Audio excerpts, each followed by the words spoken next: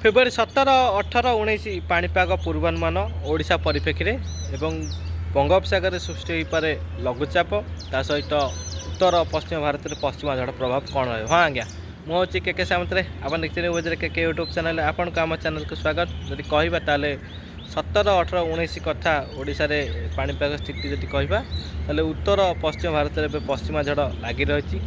जो भाव में उत्तर पश्चिम भारत ठंडा वायु ओडिशा मध्य प्रवेश करता राति तापमात्रा 9 डिग्री आरंभ कर 12 डिग्री मध्य देखा मिलता ताहा राति तापमात्रा वृद्धि घटव और 4 ରୁ 5 डिग्री वृद्धि घटा फल राति एमती शीत देखा न मिल पारे किंतु दिन तापमात्रा जब कहवा ह्रास घटो।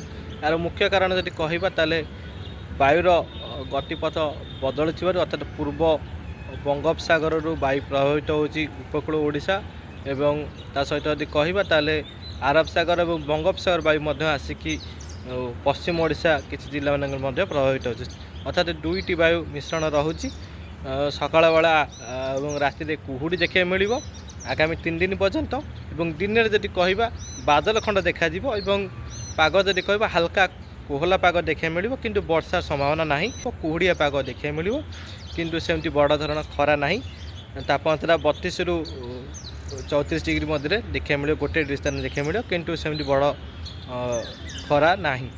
आगामी 3 दिन ये पाग रु दक्षिण पूर्व बंगोपसागर में स्थिति जदि कहवा ताले एक घूर्णिबल सक्रिय रही। आगामी 19 और 20 बेलू यह श्रीलंका और तमिलनाडु पाखापाखि आसी पहुँचब एक लघुचाप परिणत होवार संभावना रही।